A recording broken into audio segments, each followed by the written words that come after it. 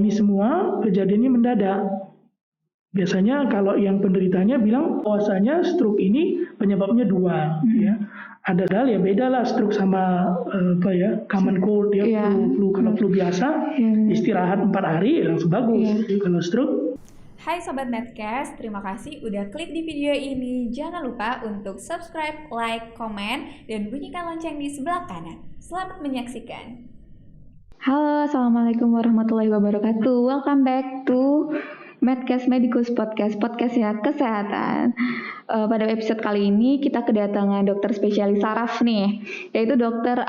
Khairul Amin Batubara, MCAT Neuro, spesialis saraf konsultan. Halo dokter, apa kabar dok? Halo, selamat pagi. Alhamdulillah sehat. Oke, Sobat Medcast kan belum tahu nih dokter Amin ya sebutannya. Boleh perkenalan diri dulu dok ke Sobat Medcast? Iya, selamat pagi. Assalamualaikum Sobat Medcast semuanya. Saya perkenalan dulu ya. Iya. Nama saya Dr. Khairul Amin Batubara, Magister Kedokteran Neurologi, spesialis saraf konsultan. Ya. Sehari-hari saya bekerja di Departemen Neurologi di Fakultas Kedokteran Universitas Sumatera Utara, dan rumah sakitnya Rumah Sakit Pendidikan di Rumah Sakit Haji Adam Malik Medan. Di samping itu juga aktif di Yayasan Stroke Indonesia cabang Medan. Ya, mungkin itu dulu ya. Oke.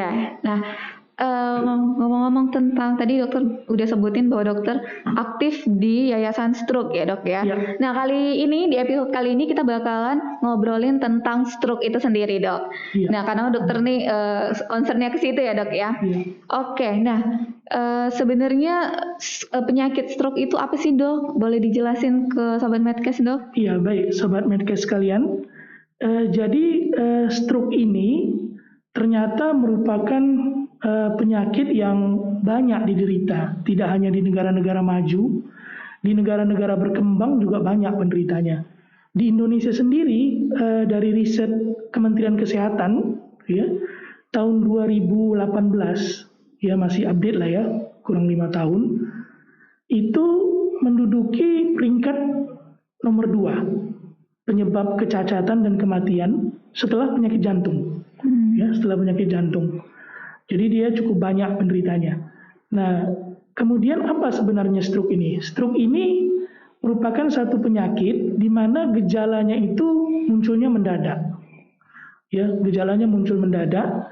Jadi yang tadinya masih oke, masih bagus, misalnya dia malam tidur masih bagus, masih sehat. Tahu-tahu pagi bangun tidur mau sholat subuh, tangan kanan, kaki kanan udah nggak bisa bergerak. Ya. Dan kemudian stroke ini biasanya gejalanya itu menetap lebih dari 24 jam. Bertahan dia atau bahkan bisa sampai menyebabkan kematian, ya, kematian. Dan penyebabnya adalah adanya rusaknya pembuluh darah di otak. Ya, rusaknya pembuluh darah di otak ini satu bisa karena dia tersumbat ya, karena plak-plak kolesterol ya, oleh plak itu disumbat aliran darah ke otak, atau pembuluh darah di otaknya pecah sehingga darahnya itu menjadi tergenang di otak. Oh ya. Jadi tadi dokter udah jelasin ya dok, berarti penyebab dari stroke itu pecahnya pembuluh darah gitu ya dok ya. Nah berarti ada nggak sih dok perbedaan dari stroke hemoragik dan stroke iskemik ini sendiri dok? Jadi stroke ini ada 2 dia jenisnya. Yang pertama adalah iskemia, yang kedua hemoragia. Iskemia ini oleh karena sumbatan. Jadi penyebabnya itu di pembuluh darah otak itu terbentuk plak, terbentuk sumbatan, ya, yang menyebabkan aliran darah dari jantung ke otak itu nggak lancar, ya. Atau sumbatannya itu dari tempat lain, misalnya dia punya sakit jantung, penyakit jantung koroner misalnya. Nah sumbatan di jantungnya itu lepas, yang kemudian ikut aliran darah dia nyumbat di pembuluh darah otak. Itu yang menyebabkan stroke iskemia. Atau yang kedua, perdarahan, hemoragia, ya. Jadi di dinding pembuluh darahnya itu, pembuluh darah dindingnya itu menjadi rapuh, ya. menjadi rapuh sehingga ketika tekanan darahnya meningkat, pembuluh darah yang rapuh itu seperti balon, ya, balon yang ditiup makin besar itu pecah dia. Pecah, keluarlah darah. Darahnya itulah masuk ke dalam otak, ke dalam selaput otak, sehingga muncullah gejala, ya, gejala daripada serangan stroke. Nah, setelah itu dok, gejala-gejala itu atau gejala umum yang harus yang dijumpain dan harus diwaspadai sama masyarakat nih apa sih dok? Ya, nah untuk memudahkan sobat medikus sekalian mengingat apa sih gejala serangan stroke, ingat aja kata segera ke RS, ya, kemudian ra, ke RS. Se-nya itu senyum, ya. Jadi tiba-tiba mendadak ketika senyum itu mulut menjadi mencong, ya, menjadi mencong. Kemudian gerakan tangan tiba-tiba gerakan tangannya menjadi lemah, bahkan sampai lumpuh, sama sekali nggak bisa bergerak. Kemudian ra, bicaranya tiba-tiba pagi-pagi bangun tidur atau siang-siang jadi celat, jadi pelo. Biasanya paling gampang ketika dia bicara huruf R, ya. Huruf R, misalnya makan nasi goreng pakai telur dadar, tiba-tiba jadi pelo, ya. Kemudian kebas kesemutan, tapi biasanya yang khasnya ini sebelah badan, ya, tangan dan kaki itu jadi kebas sebelah atau kesemutan. Kemudian RS, ya, R-nya rabun, ya, pandangannya menjadi rabun atau bebayang. Kemudian S-nya sakit kepala, ya, sakit kepalanya ini biasanya hebatnya luar biasa, sakitnya luar biasa, tiba-tiba sakit luar biasa kepalanya. Nah, ini semua kejadiannya mendadak. Biasanya kalau yang penderitanya bilang pagi masih bagus, siang tahu-tahu sakit kepala luar biasa, kena stroke. Ini yang diwaspadai. Jadi ingat aja kata segera ke rumah sakit. Oke. Itu bukan hanya untuk hafalan anak FK aja ya dok ya, untuk berguna juga buat masyarakat yang untuk waspada nih tentang gejala stroke ini sendiri ya dok ya. Jadi ini singkatan itu memang kita ciptakan, kita buat, kita adaptasi dari Amerika Eropa, kita buat ke bahasa Indonesia. Memang untuk masyarakat umum, untuk masyarakat umum. Jadi salah satu kalau dia dosen kan ada pendidikan, penelitian dan pengabdian kepada masyarakat. Salah satunya dari Yayasan Stroke Indonesia ini. Jadi kita setiap tahunnya bulan Oktober, ya, tanggal 29 khususnya ada World Stroke Day, Hari Stroke Dunia. Jadi di situ kita mengkampanyekan stroke supaya masyarakat di Indonesia ini khususnya Sumatera Utara bisa waspada, mengenal tentang apa sih gejala stroke, dan kalau terkena stroke apa yang mereka mesti lakukan supaya jangan telat datangnya. Ya, benar banget tuh dok. Nah, Sobat Medcast nih pada tahu mungkin stroke itu hanya pada orang tua. Apakah stroke itu juga bisa terkena oleh usia muda dok? Ya, memang kebanyakan stroke itu biasanya orang-orang tua, ya, di atas 50-60, ya. Tapi pada anak-anak pun ada stroke, walaupun jarang, ya. Biasanya anak-anak ini ya dia memang ada kelainan dari bawaan lahir, ya. Tapi kemudian kita lihat sekarang anak-anak muda sekarang ini SMP, SMA sudah merokok, ya. Merokok ini salah satu faktor risiko yang menyebabkan terjadinya kerusakan pada pembuluh darah. Sehingga dengan pola hidup yang tidak baik ini cukup banyak penderita-penderitanya pada usia muda, ya. Pada usia 25 tahun pun bisa terkena stroke. Oke, dan jadi ngomong-ngomong tentang faktor resikonya nih dok, selain merokok, apalagi sih dok kira-kira yang menjadi faktor risiko dari stroke itu sendiri? Ya baik, jadi tadi seperti yang sudah saya katakan bahwasanya stroke ini penyebabnya dua, ya, ada sumbatan dan ada pecah pembuluh darahnya. Nah, apa yang membuat risiko penyebabnya ini muncul? Paling tidak ada 5, ya, ada 5 yang paling sering ya. Yang pertama adalah tekanan darah tinggi. Tekanan darah tinggi ini yang membuat kalau dia masih baru penderitanya mungkin nggak ada masalah ya. Tapi kalau dia udah bertahun-tahun tekanan darah di pembuluh darah otaknya itu tinggi, akibatnya akan merusak pembuluh darahnya. Itu yang membuat nanti sumbatan atau dia menjadi rapuh dindingnya. Kemudian yang kedua merokok, ya. Merokok, tren merokok. Perokok ini pun bukan hanya perokok aktif ya, perokok pasif pun kita duduk-duduk, nongkrong-nongkrong di tempat umum, ada orang yang di sekitarnya merokok, kita hirup juga, itu pun ada risiko untuk rusaknya pembuluh darah. Kemudian yang ketiga sakit gula, ya, sakit gula jangka panjang ya. Biasanya penderitanya itu kurang menyadari ya, dia penderita sakit gula. Nanti ketika sudah muncul stroke diperiksa, tahu-tahu gula darahnya udah tinggi. Kemudian yang keempat penyakit jantung.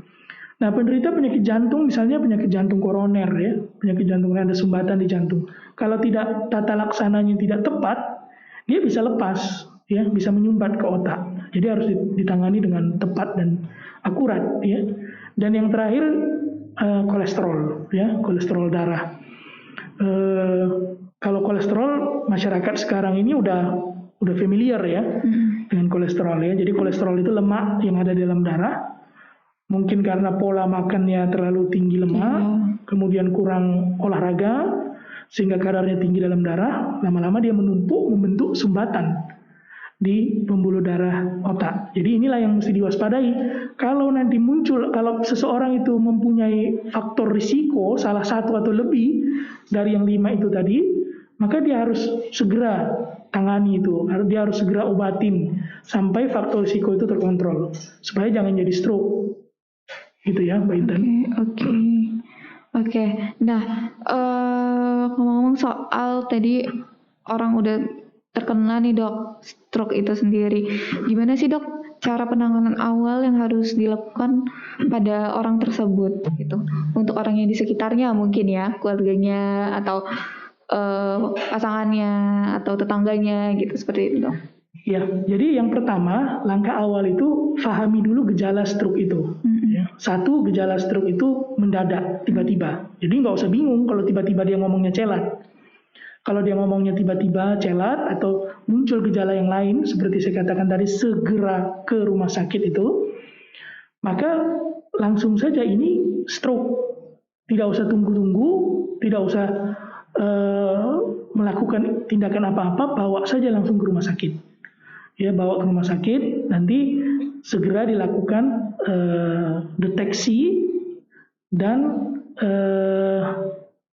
terapi, ya, deteksi yang cepat dan terapi yang akurat. Semakin cepat diketahui stroke-nya, semakin cepat diberikan tata laksana yang tepat, hasil akhirnya akan semakin baik. Dia akan semakin baik. Jadi kalau misalnya dia setelah dideteksi ternyata stroke-nya stroke iskemia, ada sumbatan. Kalau dia di bawah 4,5 jam, maka kita masih bisa masukkan obat yang obatnya ini disuntikkan dari pembuluh darah, ya, yang akan menghancurkan sumbatan itu. Diharapkan hasilnya akan jauh lebih baik ketimbang ditunggu sehari 2 hari ya. Kadang lemah sebelah diusuk dulu kan, diurut dulu, setelah 2 hari makin berat baru dibawa ke rumah sakit, dibanding yang begitu fresh dia masih baru kejadian langsung dikasih tata laksana. Mudah-mudahan hasilnya kita harapkan akan jauh lebih baik ya. Dan pengalaman kita pun kalau yang di bawah 4,5 jam dia datang ke rumah sakit, kita sempat masukkan obat penghancur sumbatan itu, dia datang dengan lumpuh sebelah badannya, pulang dia udah bisa jalan. Prognosisnya baik ya dok? Prognosisnya ya, keluaran hasilnya baik. Oke. Nah, tadi kan dokter bicara tentang yang ketika dibawa rumah sakit itu 4,5 jam atau kurang dari 4,5 jam ya. Gimana kalau misalnya pasien yang datang itu sudah berhari-hari atau terlambat dibawa ke rumah sakitnya, itu gimana dok untuk prognosisnya sendiri dan perawatannya sendiri dok? Nanti ketika pasiennya sudah lewat dari golden hour-nya, jam-jam emasnya, waktu emasnya, maka nanti kita lihat dulu tingkat keparahan stroke-nya. Ya. Kalau tingkat keparahan stroke-nya ringan, mungkin hasil akhirnya akan masih bisa kita harapkan baik. Tapi kalau dia sudah berat keparahannya, kemudian sudah banyak lagi komplikasinya, misalnya dia punya faktor risiko itu 5-5-nya ada, misalnya darah tingginya ada, dia merokok berat, sakit gula pun, kadar gula darahnya pun tinggi, ada pula pernah kena serangan jantung, kolesterolnya pun tinggi kan, dia datang sudah nggak sadar kan, kemudian ada radang paru-paru lagi. Nah ini kemungkinan prognosis hasil keluaran hasilnya akan jelek. Tapi ya kita tetap usahakan, kita rawat. Nanti umumnya kalau dia masih di bawah 7 hari, kita rawat di perawatan intensif atau di unit stroke. Jadi khusus dia merawat stroke yang dimana dipantau 24 jam tentang penyakitnya tersebut untuk diberikan terapi. Kemudian nanti selanjutnya setelah melewati fase akutnya, fase kritisnya, maka kita lakukan namanya rehabilitasi medis. Ya, rehabilitasi medis ini pasien yang lumpuh, yang bicaranya susah, dia akan dilatih oleh fisioterapis dan dokter. Sekarang nama spesialisnya KFR, Kedokteran Fisik dan Rehabilitasi Medis. Ya, kedokteran fisik dan rehabilitasi medis. Nanti akan dilakukan instruksi kepada fisioterapisnya oleh dokter spesialis fisioterapinya. Nanti latihan ini terus dilakukan jangka panjang ya, 3 bulan, 6 bulan ya. Jadi kalau sahabat medikus sekalian ada saudaranya, orang tuanya yang menderita stroke, jangan langsung putus asa. Kalau dia masih seminggu, 2 minggu belum ada perubahan, itu memang begitu kalau stroke. Dia paling tidak 3 bulan. 3 bulan pertama kita lihat hasilnya. Ada kadang sampai 6 bulan, kadang setahun. Ya, jadi sampai setahun pertama dari serangan stroke itu masih bisa kita harapkan ada perbaikan. Oke? Intinya harus tetap istiqomah ya dok ya, atau menjalani perawatan itu ya dok. Kadang-kadang apa kan ya, masyarakat 4 hari tidak baik, langsung ke alternatif. Padahal ya beda lah stroke sama common cold ya, flu. Kalau flu biasa istirahat 4 hari langsung bagus. Kalau stroke nggak bisa begitu. Oke, ini mungkin sobat Medcast yang masih awam ya dok ya tentang stroke ini mungkin bisa dengar penjelasan dokter tadi. Semoga tercerahkan ya dok ya. Mudah-mudahan itu yang kita harapkan. Iya. Nah selanjutnya nih dok, untuk stroke itu sendiri apakah bisa berulang kembali lagi penyakit itu setelah misalnya nih udah pernah kena stroke, tiba-tiba kena stroke lagi, apakah bisa seperti itu atau bagaimana dokter? Kalau orang yang sudah pernah kena stroke, untuk berulangnya stroke itu bisa sekali. Apa yang paling bisa membuat dia berulang stroke-nya? Ketika faktor risiko yang dia punya itu tidak dikendalikannya, tidak terkendali. Dia penderita diabetes misalnya, tapi tidak bandel, makan makanan yang tinggi gula, tidak minum obat, tidak mau olahraga, gula darahnya tinggi terus, ya berulang lagi stroke-nya. Atau perokok, dia perokok berat, dia nggak mau berhenti merokok. Saya pernah punya pengalaman, ada yang menderita stroke, masih di rumah sakit, masih sebelah tangannya belum bergerak. Dia baru bisa buka mata, dia permintaannya mau merokok. masih dirawat. Istrinya marah-marah sama dia. Dia masih mau merokok. Ya, nah ini yang kalau faktor risikonya tidak bisa dikendalikan, ya muncul lagi dia, berulang lagi. Sebenarnya dari individunya dan didukung oleh keluarga juga ya dok ya, dan orang-orang yang terdekat juga ya dok ya untuk pengobatan stroke ini sendiri. Ya, jadi harus kerjasama lah sama penderita stroke-nya dan dari keluarga dan dokternya juga. Oke. Nah, ini dok mungkin ada beberapa terapi atau mitos nih dari masyarakat awam yang menyebutkan bahwa mencucuk jarum ke ujung jari itu dapat menyembuhkan stroke. Itu bagaimana dokter? Ya, itu hoax ya. Hoax ya dok ya. Jadi stroke itu penyakit di pembuluh darah otak yang di pusat, di otaknya yang kena. Sementara yang dicucuk jari-jarinya, pembuluh darah yang di ujung-ujung, jadi nggak nyambung. Iya. Nggak nyambung ya dok ya, dari mana coba ya dok Nggak ya? ada hubungannya. Yang bermasalah di kepala, yang dicucuk di jari.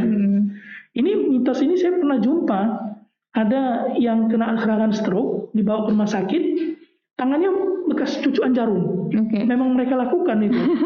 Memang mereka lakukan. Dia bilang, dok, ini ayah saya sudah saya cucuk tadi jarumnya, tapi jari-jarinya, tapi nggak ada perbaikan katanya. Itu hoax, jadi nggak usah dihindar, jangan dilakukan, hindari.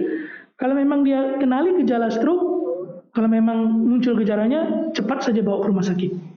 Malah kalau dicucuk jarinya banyak mengeluarkan pendarahan, marah, lemes ya dok ya? Ya, kemudian kalau jarumnya bersih, kalau jarumnya kotor, infeksius ya. lagi.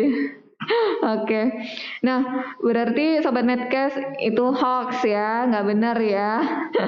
Jadi jangan pernah kalau ada keluarga atau sahabat atau pasangan Anda yang mungkin mengalami gejala stroke nih tiba-tiba, jangan berbuat seperti itu. Jangan mencucukkan jarum ke ujung jari, langsung dibawa ke rumah sakit ya dok ya. Benar. Nah untuk selanjutnya nih dok, kan sekarang lagi COVID ya dok ya. Apakah terus sekarang ini udah pokoknya vaksin itu semua masyarakat udah oke lah, udah mau nih vaksin ya. Apakah penyakit stroke itu pasien dengan riwayat penyakit stroke terutama itu bisa divaksin atau enggak dok? Nah, untuk vaksin COVID pada penderita stroke, kalau dia masih baru serangan, dia masih fresh, kemudian faktor risikonya belum terkendali, itu kita nggak bisa berikan. Tetapi kalau dia sudah lewat stroke, riwayat stroke, kemudian faktor risikonya itu terkendali, tekanan darahnya yang tidak terlalu tinggi, di bawah 180, kemudian gula darahnya pun tidak terlalu tinggi, malah kita anjurkan vaksin. Ya, vaksin karena untuk mencegah dia tidak terkena COVID, ataupun kalau dia tetap terkena, COVID-nya nggak berat. Jadi nggak usah ragu, nggak usah khawatir. Kalau dia pasca sesudah dia serangan stroke dan faktor risikonya bagus, terkendali, vaksin segera. Itu pun harus konsultasi dulu ya dok ya, ke dokter penyakit dalamnya atau ke dokter spesialis sarafnya gitu ya dok ya? Ya boleh, nanti ketika biasanya penderita stroke itu paling tidak sebulan sekali, 2 bulan sekali atau 3 bulan sekali itu ada kontrol ya, ke dokter saraf atau ke dokter penyakit dalam untuk faktor risikonya, misalnya darah tinggi atau gula, boleh silakan ditanyakan. Nanti dokternya akan memberikan masukan dan memberikan rekomendasi ya, aman untuk divaksin. Oke. Jadi nggak ada lagi alasan buat nggak vaksin ya dok ya? Vaksin. Mumpung nih lagi kasus COVID lagi turun. Iya benar. Kita rame-rame vaksin. Pembukaan tempat-tempat vaksin banyak di mana-mana. Makin banyak ya. Dan sudah bermacam-macam ya dok ya? Vaksin itu sendiri sekarang ya? Tidak hanya Sinovac, Moderna, Pfizer pun bahkan sudah ada. Iya dok. Sudah sampai. Ramekanlah vaksin supaya hilang COVID ini dari Indonesia, dari muka bumi. Amin. Oke, selanjutnya nih dok, tadi kan sebenarnya tadi udah ya dibahas untuk mengenai pencegahan dari stroke itu sendiri, dengan mengurangi faktor resiko itu sendiri ya dok ya? Iya benar.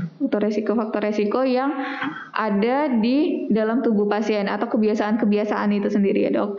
Nah pesan dan kesan dok untuk masyarakat mengenai stroke itu sendiri, boleh diedukasi dok masyarakat kita dok. Baik, jadi untuk sebenarnya yang paling baik, yang paling bagus adalah mencegah supaya stroke itu jangan datang. Benar. Nah, kita mencegahnya harus cerdik, ya, harus pandai-pandai, harus cerdik. Maka ingat aja kata cerdik untuk mencegah supaya jangan kena stroke. Apa itu cerdik? Yang pertama adalah